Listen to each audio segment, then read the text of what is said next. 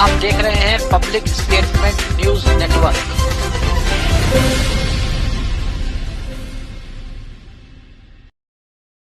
खबर कानपुर से है, जहां संदिग्ध अवस्था में लटका हुआ मिला था नाबालिग लड़की का शव। बता दें, परिजनों ने दुष्कर्म कर हत्या करने का आरोप लगाते हुए कहा कि पुलिस नहीं दर्ज कर रही एफआईआर। आपको बता दें कि रावतपुर निवासी युवती रामा डेंटल हॉस्पिटल में पढ़ाई कर रही है।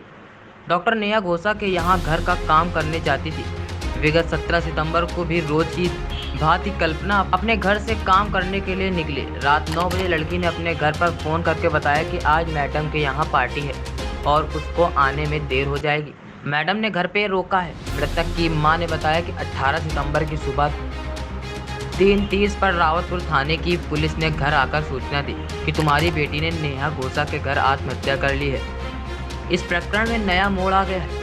मृतक के परिजनों ने डॉक्टर पर आरोप लगाते हुए कहा है कि उसकी बेटी के दुष्कर्म के बाद हत्या करके उसे आत्महत्या का रूप देने के लिए फंदे से पे लटका दिया गया, क्योंकि जब परिजन घटनास्थल पर पहुंचे तो उन्होंने देखा कि कल्पना खिड़की में फंदा डालकर लटकी हुई है और उसके चेहरे पर चोट के निशान है। उसकी हालत देख के प्रतीत हो रहा था जैसे उसके साथ दुष्कर्म हुआ है।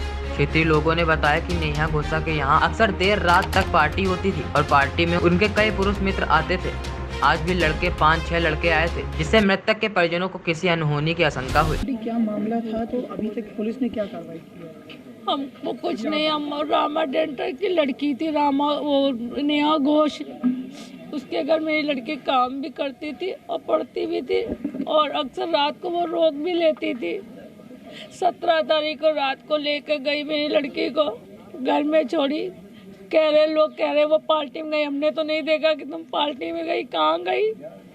और रात को 2 बजे कह रही हम आए। आने के बाद देखा वो नंदिनी गुप्ता मेरी फांसी पे लटकी हुई थी। मेरी लड़की कभी फांसी तो लगा नहीं सकती थी और वहाँ पे दिखाते हैं दरोगा जी इतनी सी वीडियो कि वो बाउंड्री से कूद के अंदर गई है और उसके साथ कितने सारे लड़के भी थे। और उसके बाद बोली 2 बजे आए। अगर 2 बजे मेरी लड़की फांसी में लटकी थी तो मुझे खबर तो दे सकते थे। 10 कदम पे मेरा घर था, मुझे कोई खबर नहीं दिया। और पुलिस को भी उसने नहीं बुलाई। गश्त पे जो पुलिस थी उन्होंने देखा भीड़, तो उन्होंने कहा यहाँ क्यों खड़ी हो, तो बोली ऐसा ऐसा हो गया। उसके बाद भी मुझे नहीं मिला। मुझे 3:30 बजे पुलिस जाकर खबर दी कि आपकी लड़की ने सुसाइड कर लिया।